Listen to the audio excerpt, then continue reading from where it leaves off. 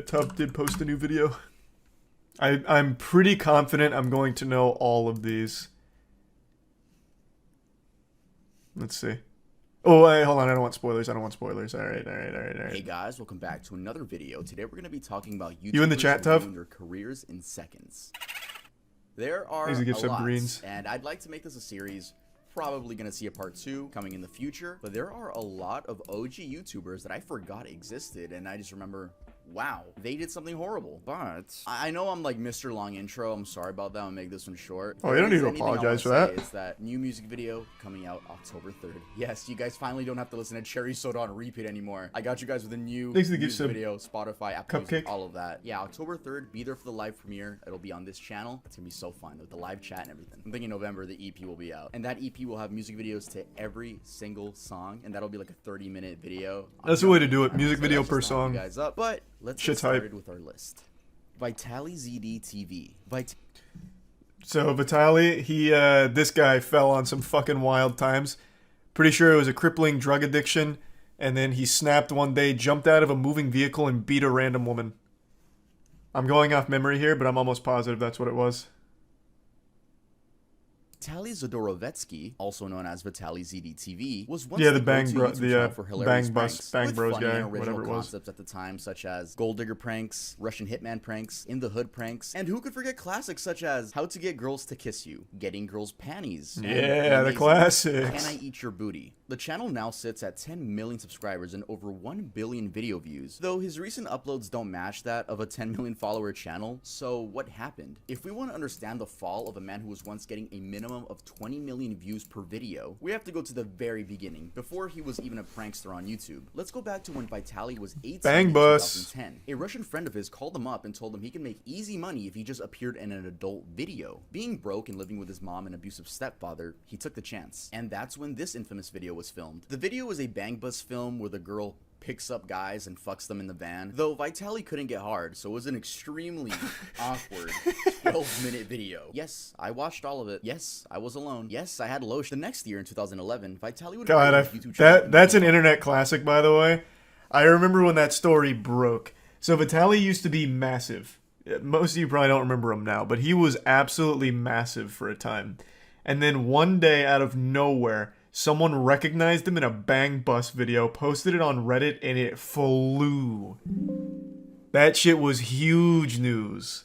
Yeah, he basically did start the pranking meta. Well, the fake pranking meta, the one where it's like Gold Digger prank, but he like paid all the actresses and shit. Yeah, he was the one that started that. Man pioneered that, trailblazed. Why couldn't he get hard? I don't know, nervous? I'm not his penis. I don't know why he couldn't get hard. I have no idea.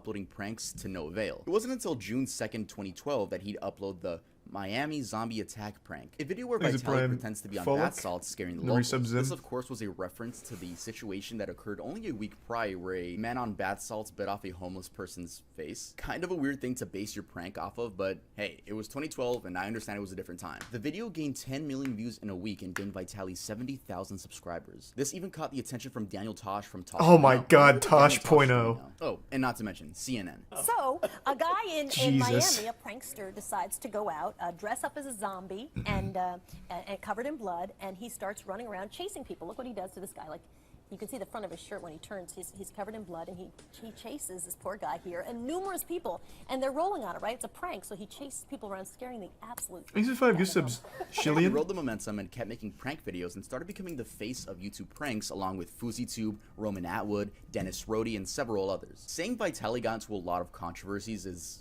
an understatement, but I'll tell you guys the biggest ones. In 2014, Vitaly was arrested for streaking the field during the 2014 World Cup final in Brazil. He had natural born prankster across his chest.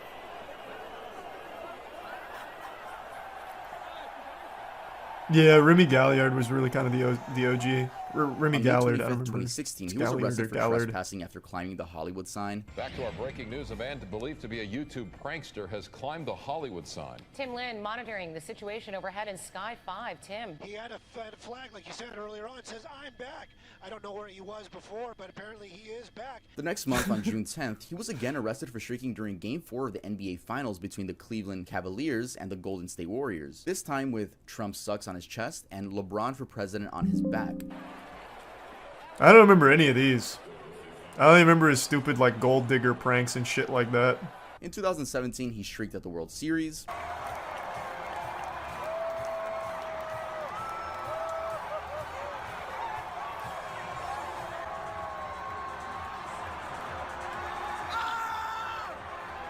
He also got banned from attending any sort of sporting event, so he eventually got his girlfriend and his mom to streak for him. I guess they really love him. In January of 2020, Vitali was arrested and spent 5 days in an Egyptian jail after climbing the pyramids of Giza. Oh yeah, let's raise money. I did this for a good cause. Spread awareness by these beautiful pyramids in Egypt.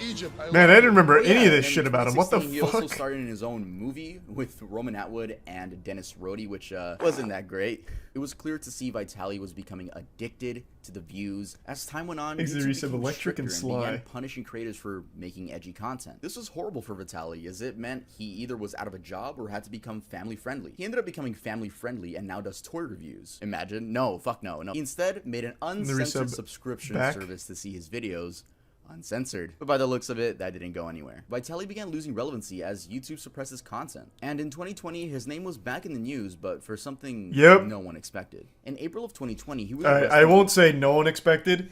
This man fell so hard. So even before this story broke, it's about to be when he beat the woman. Even before that story broke, there was so many videos, so many clips, and so much shit all about how bad he'd gotten. From drugs to all kinds of, like, different kinds of substance abuse. It was bad. Like, this was not surprising, but the brutality of it caught most people off guard. There's even a video of his arrest. I think it's on Code Blue. Or, not Code Blue. I think it's on Police Activity. Later charged for aggravated battery by the Miami Beach police. Vitali tackled a female jogger and struck her multiple times on the head and chest. Your boy can stay back there. Oh, here it is. Yeah, here's a clip from it. No, put your hand on the car. Just lean on the carpet. Lean on the car right there. I'm sorry, guys. And he seemingly did this for no reason, but it was later revealed that he was on shrooms. No, but mushrooms are good. I never had a bad trip until that one time where I flew. So I was COVID mushrooms. I was bored. Last thing I remember is, please help. And I tried to hug her and she pushed me or whatever. I hit her and I realized what I was doing on top of her, and I'm like, what the fuck? And I didn't even run back to the house. The article says, Jesus Christ. I didn't know what was happening. He was released from custody after a $7,500 bond. Vitali reunited with his attorney, Roger P. Foley, and released a video on how Roger was able to get him to avoid 15 years in prison. After filing in on the case, the charges were immediately reduced to a felony battery, a third-degree felony, and after a few months, the case was reduced to a misdemeanor and eventually dismissed. I feel like if the charges got dropped because you have a really good lawyer, I don't know why you would make a video on it. It kind of seems like a big fuck you to the woman that got attacked. Like, hey, yeah, that's exactly what it is. Yeah. I got a good lawyer. It's kind of a weird video to make. Fast forward to 2022, and Vitali seems to be trying to make a comeback to YouTube with classics such as Can I Eat You Out? How Tight Are You? And Epic Farting on Girls prank. Someone needs to tell Vitali we're not in 2015 anymore. He even does the he's killing What's up, it. guys intro unironically, and it's pretty sad. What's up, villains? Welcome to another video. The prank format on YouTube isn't what it used to be. Great examples of new prank channels are Balin Levine, Loaf, Kai Cenat, Gideon, and the list goes on. But these new era of prank channels have one thing in common. They all have a lovable main character. With Vitali, it's going to be hard for him to gain an audience again, especially after being a woman beater. But I guess we'll see what's next for Vitali. It should be prison. Tub doesn't go into it, but he beat the shit out of that girl. Man jumped out of a fucking moving vehicle just to beat a random woman who was jogging. Like, he should not be out of jail. The guy's a menace. So I think it's fucked up. His lawyer got him out of 15 years of prison. What bullshit. Yeah, that guy sucks. Thanks to the resub advanced in the bits, Marty. He's probably out of his fucking mind. Yeah, he absolutely was. It's no excuse, but yeah, he absolutely was. Because the man's been abusing substances for the better part of like 6 years now. Yeah, he must have called Saul, because that guy worked some magic. Thanks to resub owner Twitch.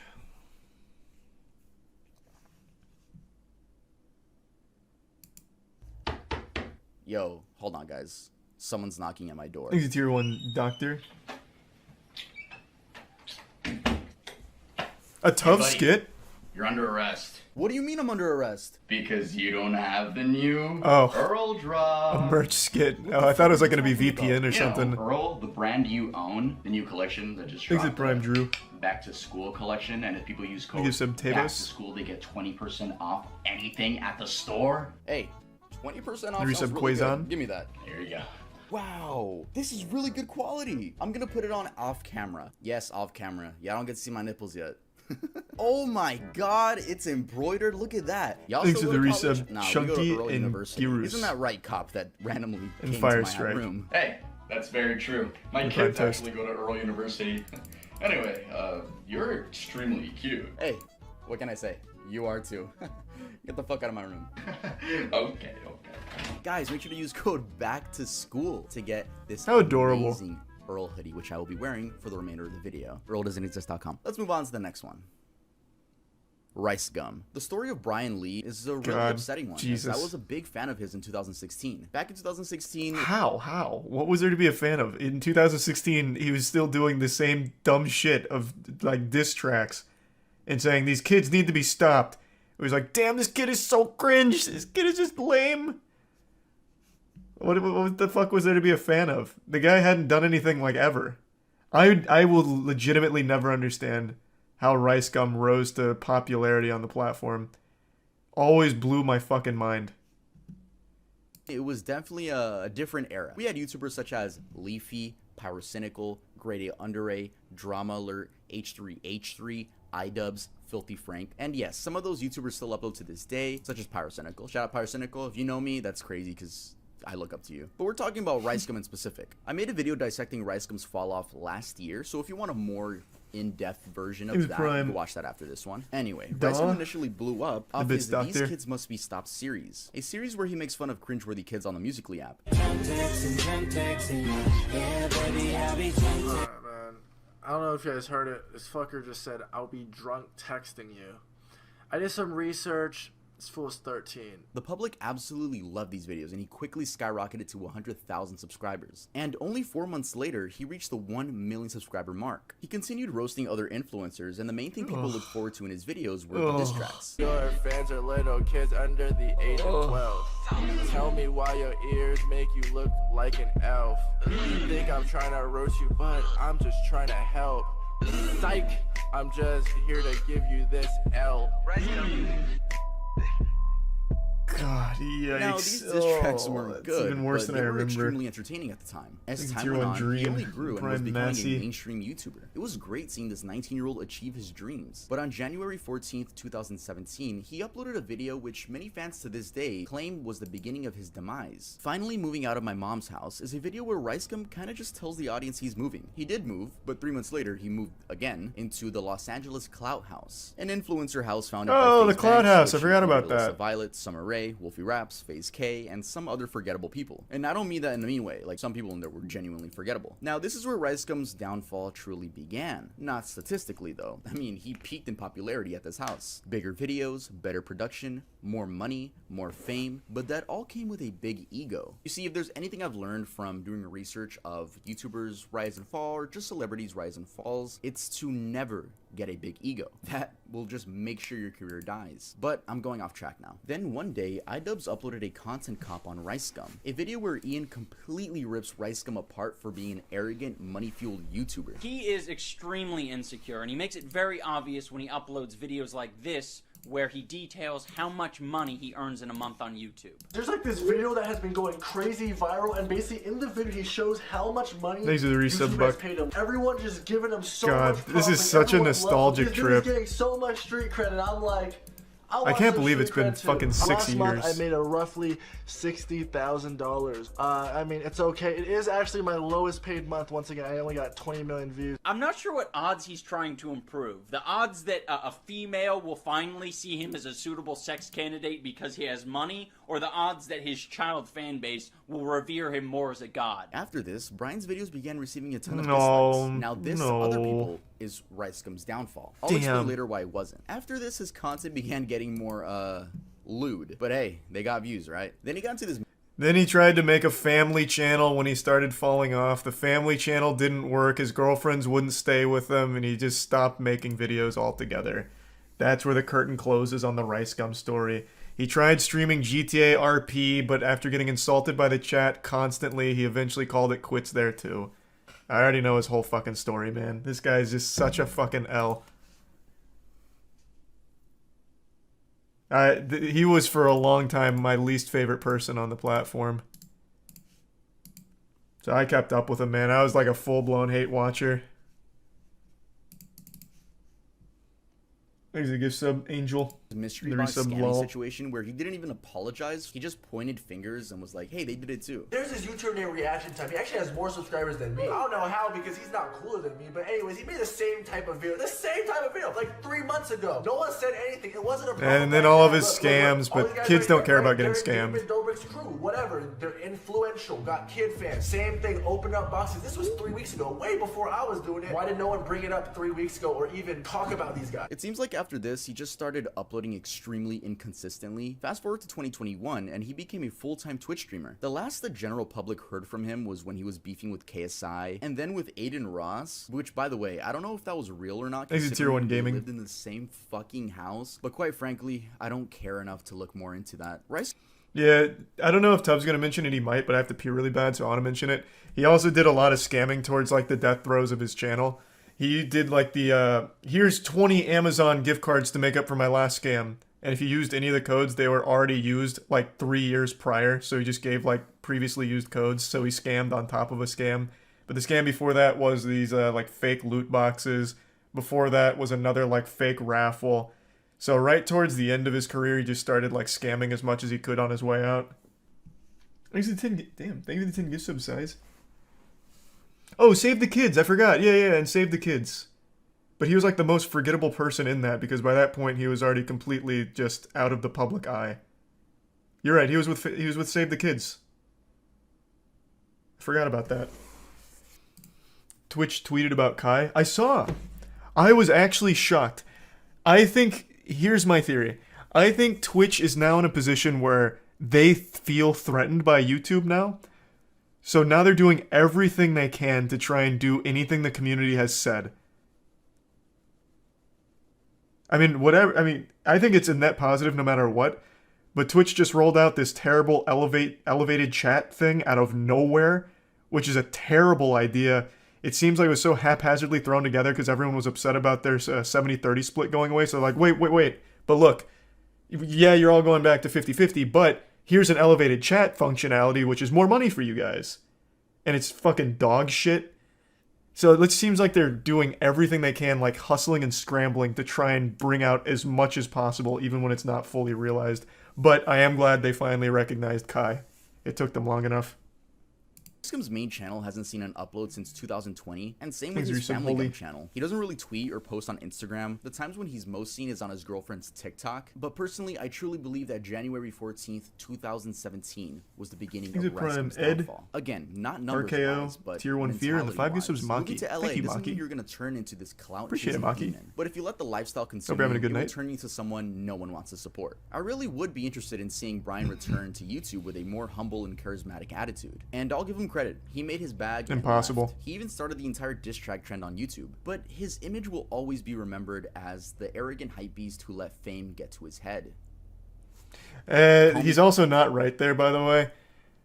Back when I used to like actively shit on RiceGum, one of his friends actually reached out to me, like an old high school friend, and was just telling me stories about this guy. I can't corroborate any of them, but they were friends. Like, he linked his Facebook. They were friends in high school. He was telling me that Brian was legitimately always a douchebag, but kind of a loner in high school, but still an asshole. So I don't think it was fame that got to him. This guy was legitimately just born a douchebag. He's the resub Jedi, 60 and certified in the tier 1 Aragorn. Carson. Carson King, aka Call Me Carson, is a YouTuber who peaked at 2.9 million subscribers, and ever since the incident, his subscriber count has been trickling down. He began his YouTube journey by uploading Minecraft videos to his first 2 channels, which were called GamerCraft157 and Icebox Carson, before eventually moving to the Call Me Carson channel. His channel started taking off in 2017, with videos focusing on Discord trolling, reviewing internet media, and playing video games with his friends. The momentum continued, and the official name of his friend group became Lunch Club. It consisted of Call Me Carson, It's Joko, Jay Schlatt, Slimesicle. Holy shit. I don't think I've ever seen Schlatt without the facial hair. What? Is this Schlatt? It has to be, right? What? I didn't even know it was possible. I thought this man was literally born with facial hair. God damn. I almost feel like I'm seeing something I'm not supposed to. Taking a peek behind the curtain. God, oof. I wasn't ready for that. Hugbox, Travis, Connor Eats Pants, and C-Scoop. I hope I pronounced all of those right. I am so used to calling Ted Nevison Ted Nevision, but I get corrected a lot. It seemed like nothing could go wrong for this friend group, and especially the leader, Call Me Carson. But on January 4th, 2021, a video was uploaded to Drama Alert, of all places, with the title, Call Me Carson's Serious Allegations, Lunch Club Interview. In this video, Lunch Club members Hugbox and Travis explained that Carson has been having inappropriate conversations with underage fans. This included the exchangement of lewd images as well. This information was told to them by Carson himself. That same day, a Twitter user whose information I'll be blurring out said this on Twitter. I can personally come out and say that I've been groomed by Carson. I have talked to many people and never came out about this since now. At the time, I was still 17 and in high school. Here's a few things he said to me. Alright guys, I hate reading word for word, especially when they're a little bit inappropriate. Let's get into this. I'm scared and I want to talk to you for the wrong reasons. Elaborate? What if I only want to talk to you for the sexual part of it? I don't want that, but like, I'm worried about it. What if subconsciously I'm only talking to you because it turns me on or something? Is that really what you want? What other options are there? Also, what would you want to happen? I don't know. All I know is every time I jack off now, I have a really hard time not thinking of you. I guess my brain got stimulated and now reading anything more, you know? Sorry, like any sexual yeah, texts are always so fucking cringe. Christ. And next time you're horny, we can have some fun. Yeah, this whole situation was super you know? Yeah, weird.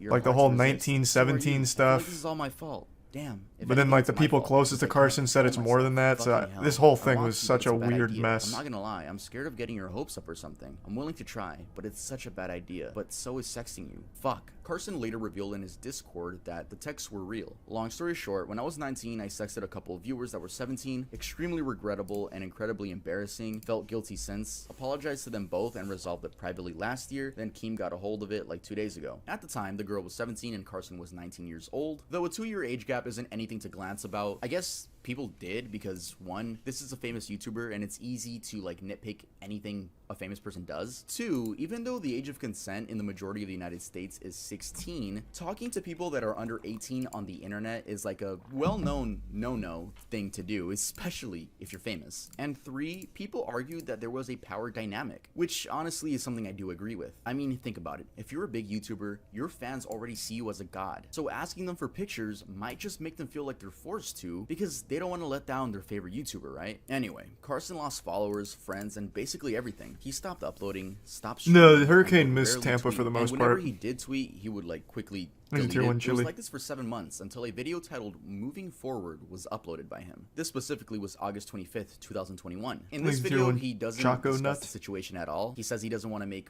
more drama and instead promotes the fact that he's going to be donating 100% of his earnings to charity.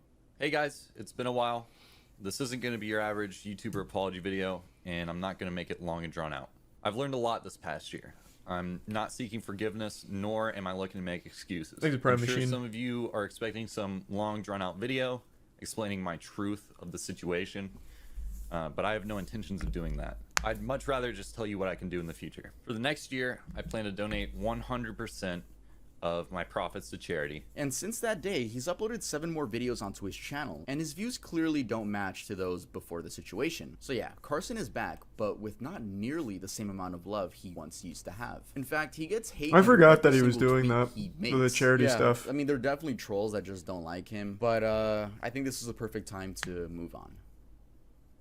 Does Alright, he? guys, I want to give a quick update to the whole Call Me Carson Oh, well, actually, you might answer the question I'm about to ask. situation. As you guys know, there's been a bunch of Twitch drama recently, and Hugbox actually wanted to add on to that. I won't say it like that, but I'll just say he did add on to the drama, though I didn't see anyone talk about Frog, this. Seabird, Just Nihao, happened to stumble Prime across Matt. it while doing my research. So here's Hugbox's Twitter, and Hugbox actually made a twit longer with the title Game Over. This got almost 5,000 likes. Like, I would say it got some attraction. I have no idea how I did not hear about this at all. But the twit longer is it's a lengthy read. It's a very lengthy read. But I'll just give you guys the important sentences. I'm gonna try to explain the relevant events of the last couple years in the most concise way possible. This was always written off as drama when I try to talk about it, but I only spoke of it because it really bothered me and I cared. It's not easy to be threatened with legal action when you're just trying to tell people what's going down. That's why my tweets were always so cryptic. I'm not a clout chaser. I haven't even made money over the last several years, only alienated my audience since I started talking about this stuff, and at this point want absolutely nothing to do with the internet. We'll start with the Carson thing. I read this, and this guy tries to make this whole thing about himself. I vaguely heard about this. I will say off rip, him saying I'm not a clout chaser, but calling this game over is kind of contradictory. That just immediately rubs me the wrong way.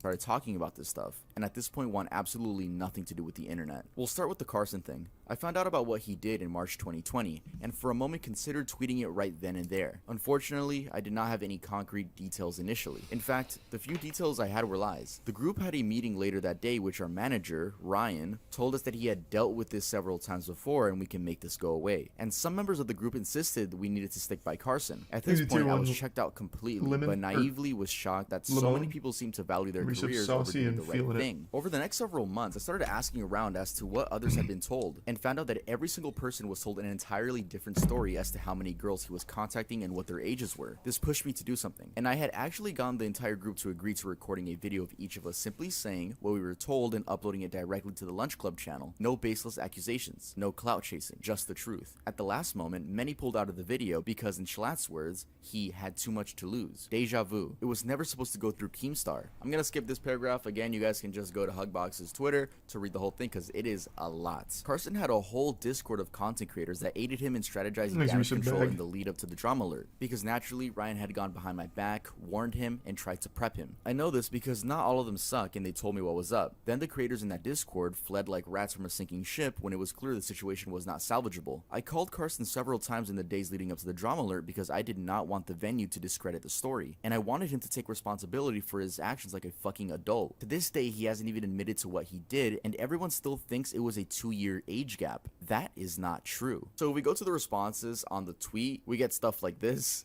I like how instead of telling us why it was worse than a 2-year age gap, he simply didn't that's rough. Elaborate on that. Sorry to hear that, Lamone. No, it's a very strange twit longer because, I mean, he's being cryptic like he said, but he says something about legal action, so I don't know. I don't know that. I'm just the messenger. I want to make that clear. I'm just the messenger, and I just felt like I should update you guys since something else came through to the story. It's very odd that Hugbox says that there wasn't a 2-year age gap. It was that was not it. But yet this girl says that she's 17. But I also remembered apparently there were multiple girls.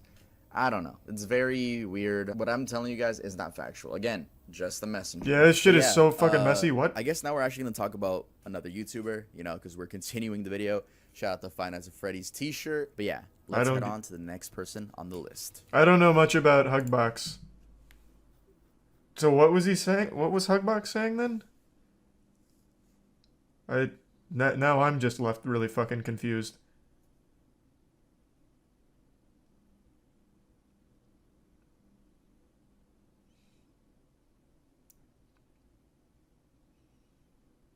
Thanks to the bits, Vintage. Yeah, I haven't seen too much from it though, Vintage. Not since we first looked at it, but I am keeping my eye on it. So wasn't a whole lot of new stuff in the twit longer. Okay. All right. Okay. FaZe K and FaZe Jarvis. Oh, these are huge. FaZe Jarvis posted a video cheating in Fortnite. He was like, I'm trying out an aimbot in Fortnite for content. Got permabanned. Cried. FaZe K saved the kids. Kicked out of FaZe. Cried.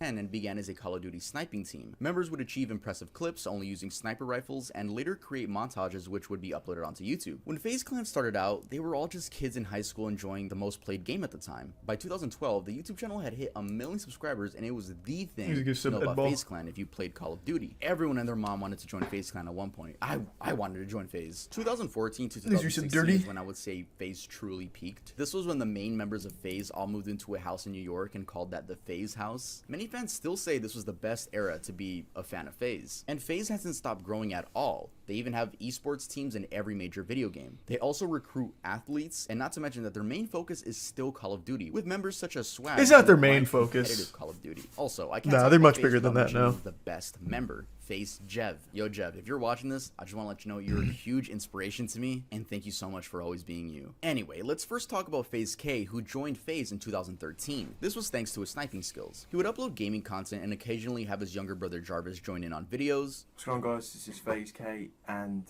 I'm doing a Q&A today. I asked some of you guys on Twitter to ask questions to ask my brother, who is here next to me. Though K never got nearly as many views as his American peers, I'll give him credit for going outside the box and attempting to capture the more IRL side of gamers. And when he would get views, it was for very out of place content like water bottle flip videos. You'd never expect that to be uploaded by Damn, he did a lot of that. I mean, they brought in views, so he was doing something right. Around this time is when his younger brother Jarvis began uploading content of his own, but things would change in 2018 around Fortnite's peak. K would begin to make videos revolving around his little brother and Fortnite. The views were immense, and at this point, K was living in a new LA FaZe house, or the Clout house. Either way, it was a fucking influencer house. Eventually, thanks to his skills and very, very saturated thumbnails, Jarvis joined the one and only FaZe Clan in 2019. The momentum only continued. And then Jarvis got banned from playing Fortnite due to using hacks in the game, aimbot to be specific. He wasn't playing competitively, he just downloaded some mods and wanted to make a cool video out of it. I'm truly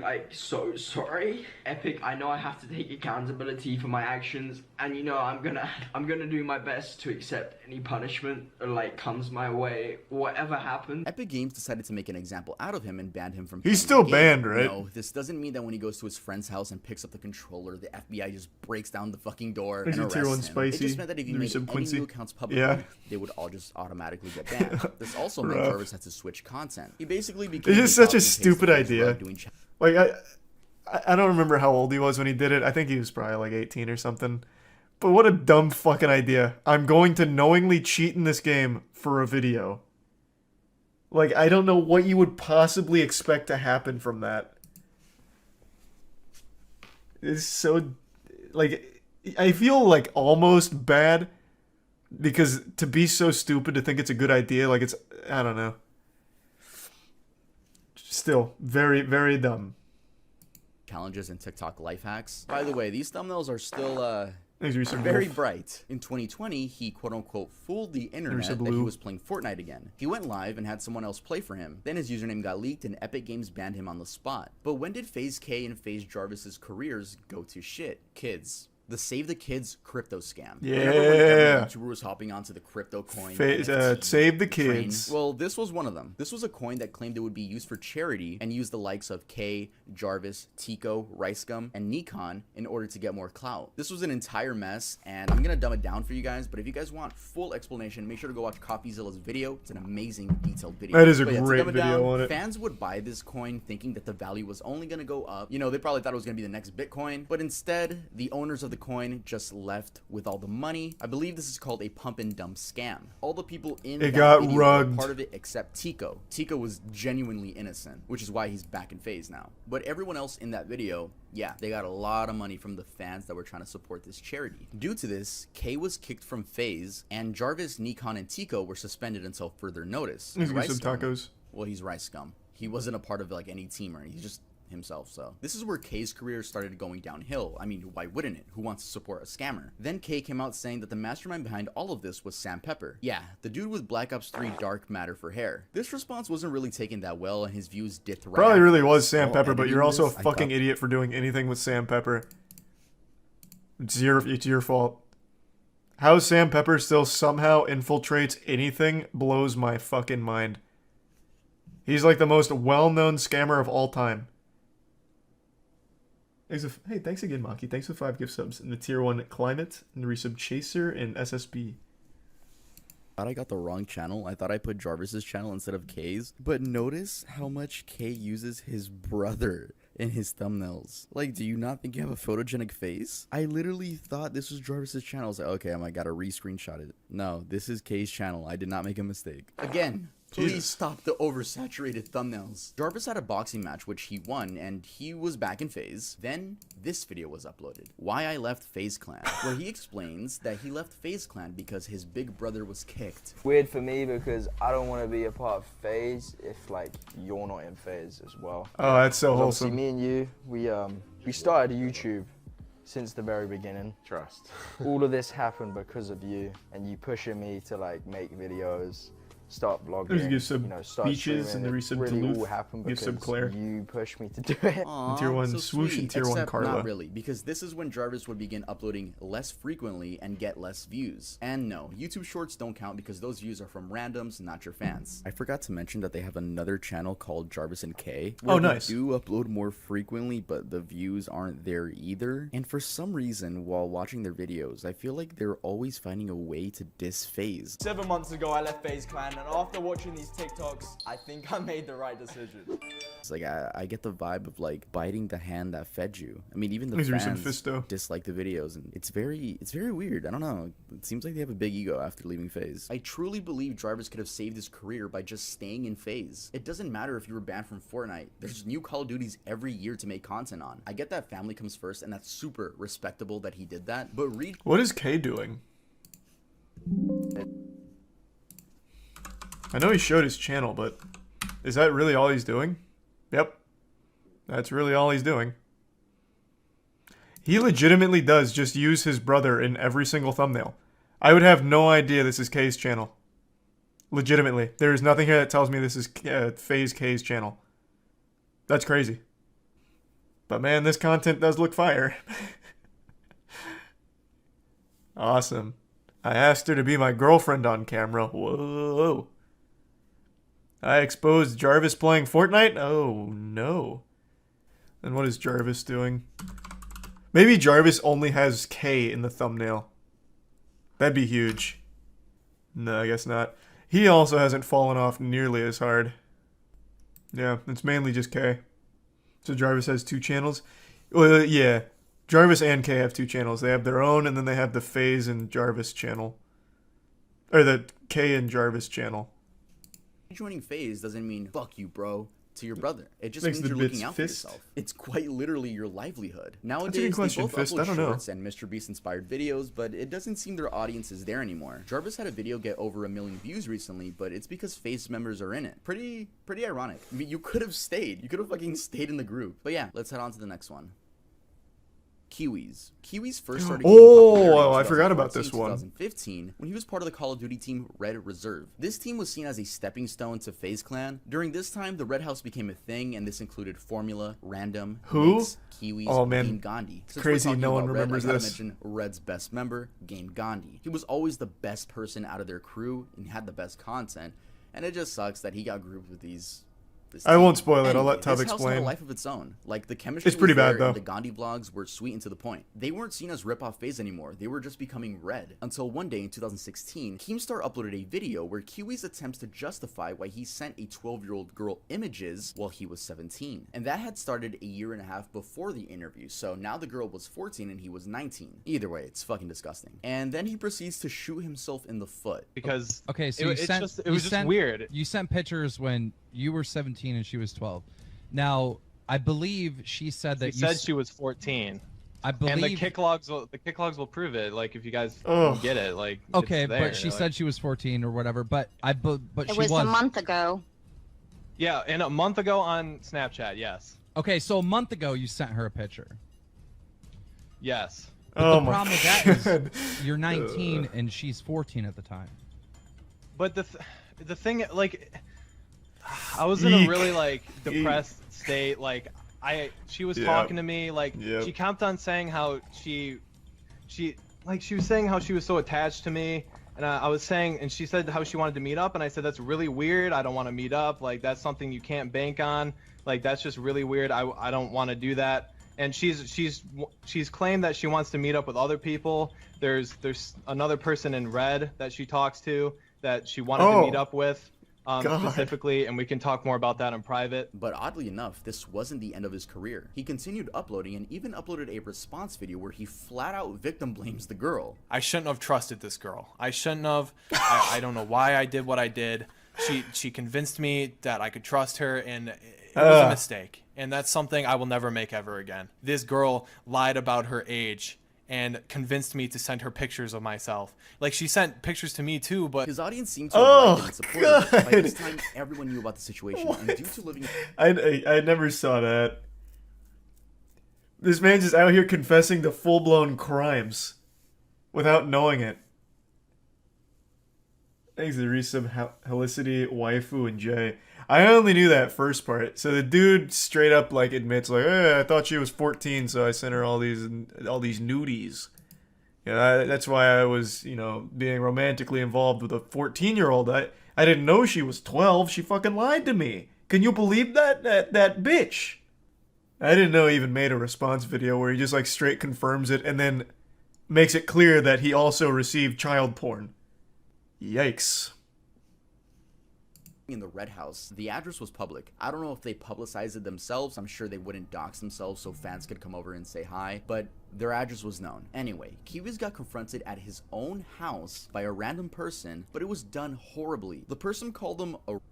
Like, the dude filming could have at least said some factual stuff instead of just saying that he's a... Red Formula. Yeah, the leader up, of the Red Reserve. How's it going?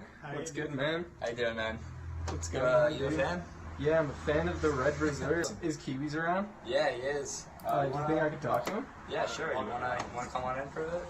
Yeah, sure. What? Red Kiwis. Oh, hey, DJ Tittynack. Yeah, what's up? Life, the man with the big shorts. Yeah, what's up, dude? I wanted to ask you a question. Okay. Why did you that girl?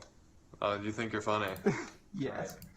That is not funny at all, dude. Alright, you gotta leave, dude. You want to leave, bud? You gotta get out of the house. Why did you do it? You gotta get out of the house. Why would they invite this guy in? Yeah, I know the whole story. Get out of the fucking Why house. did you do it? What's Why the did you do story? it? You sent your dick online Get out to of a the girl house. that was 14 years old. That was 14 years old. Do you realize about that? Do you not understand that she completely lied about her age? Get out of the house. It's proven. Get out of the fucking house. That's why I'm here. The reason why Kiwi's story is so odd is because he never stopped uploading. Why the fuck? How dumb is that whole house? What? Is everyone in that house just an actual fucking idiot? It's so fake. I don't know, man. It may be. I choose to believe that over them being that fucking stupid. I don't see why it would be fake, though, because then that once again just puts it in the public eye that this dude was sexting a child. Sending and receiving pictures from a child. So why would they try and make a fake video about it? Like, that seems like a terrible idea. Crazy. He even peaked in 2018, 2 years after that situation. This is, of course, with the help of overly saturated Fortnite thumbnails. Yay! Fast forward to 2021, and skipping over his new team, which failed, Drumler uploaded a documentary about him, and he got dislikes for a little bit, but kept uploading. His views nowadays are nowhere near his peak, and it's just sad, really. Seeing when YouTubers ruin their careers, but don't have anywhere else to go because they make their money on the internet. I mean, they could go work at their local Food for Less, but I think at that point of being a YouTuber, your ego's really high, so you just don't want to do that. And there's a chance you could get recognized, which is always going to be awkward. We're literally watching these people die inside. But yeah. Alright guys, thanks so much for watching the video. I just want to say I don't condone the harassment of any of these people. I don't want my subscribers to be those subscribers that go to these pages and leave hate comments. Don't do that. Let's just watch from the sidelines, chill out. But looking at all these names, the only person I would say really didn't do anything wrong, just made like I guess a bad decision, was Jarvis. I don't think he did anything to get canceled for it. Yeah, his was very stupid. He cheated in a game, and the game happened to be his cash cow. I agree. Out of everyone on this list, Jarvis was like the most like trivial, the most innocent. He cheated in Fortnite because he's a fucking idiot, and he got banned for it, which cost him like his career as a Fortnite creator. But he's still doing fine. Oh, actually, no, he was in Save the Kids. Actually, I forgot. I actually totally forgot he was in Save the Kids. Never mind. I actually, it's crazy. Every time I hear Save the Kids, I only think of FaZe K. Yeah, never mind. I totally forgot that he was also part of Save the Kids. Fortnite, and he chose his brother over FaZe Clan, which I think was the wrong decision. Yeah, just wanted to make that clear. Leave a like, make sure to subscribe to the channel, and make sure to go to earldoesn'texist.com to get yourself some new Earl clothing and use code BACKTOSCHOOL for, I don't even know how much percent off. It's on the screen. Yeah, music video coming out soon. The name of that song is Overdose, and that'll be part of my 9 to 10 track EP. There will be a whole movie on this channel, so I can't wait for you guys to see that. I'm so excited. Sorry for missing an upload. I was recording the music video for that. So follow me on TikTok, follow me on Twitter, follow me on Instagram. All the apps are right there. Specifically TikTok. Like, I hate when I pop up on people's For You page and they're like, "Oh my God, you have it?" Yes, I have all social medias, bro. He's using Luddenschlatz music. I'm gonna go have sex with your mom, and I'll see you guys next time I upload. You're right, actually. That wasn't that